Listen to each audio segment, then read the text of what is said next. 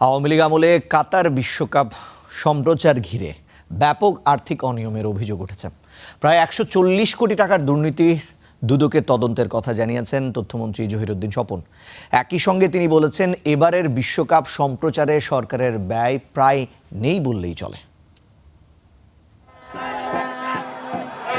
বিশ্বকাপ ফুটবল মানেই কোটি মানুষের আবেগ, উন্মাদনা আর উৎসব।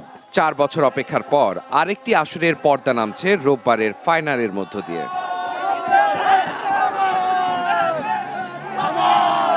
এদিনই সচিবালয়ে সংবাদ সম্মেলনে তথ্যমন্ত্রী জহিরুদ্দিন স্বপন জানান, এবার সরকার সরাসরি ফিফার কাছ থেকে সম্প্রচার স্বত্ব সংগ্রহ করেছে। বেসরকারি প্রতিষ্ঠানের কাছে স্বত্ব বিক্রি ও বিজ্ঞাপন থেকে পাওয়া আয়ে সরকারের ব্যয়ের প্রায় পুরোটা উঠে এসেছে বলেও দাবি করেন তিনি। ফুটবলের প্রতি যেহেতু তরুণ প্রজন্মের সকলের আগ্রহ আছে, এটা দেখাতে না পারলে সরকারের জন্য এটা একটা বিরাট একটা সেবার দায়িত্বের ক্ষেত্রে ঘাটতি।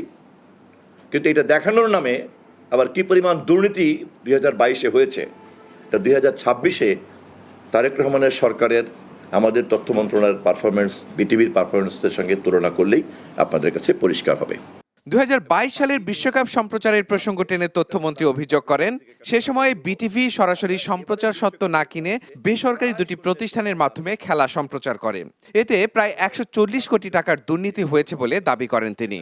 ১৪০ কোটি টাকার টার্নওভার ছিল 2022-এর বিশ্বকাপে। ফিফার পাওনা বাদে বাকিটা সবই লুট। এবারে ফিফার পাওনাটাই শুধুমাত্র আমরা শোধ করছি, তাও তথ্য মন্ত্রণালয়ের উদ্যোগে, বিটিভির উদ্যোগে সাব লাইসেন্সিংয়ের মাধ্যমে আমরা আদায় করছি। ফলে রেভিনিউর উপরে কোনো চাপ পড়ছে না, অথচ সবাই মিলে বিশ্বকাপ দেখেছেন এবং অত্যন্ত আনন্দেই তারা এটা খেলা উপভোগ করেছেন।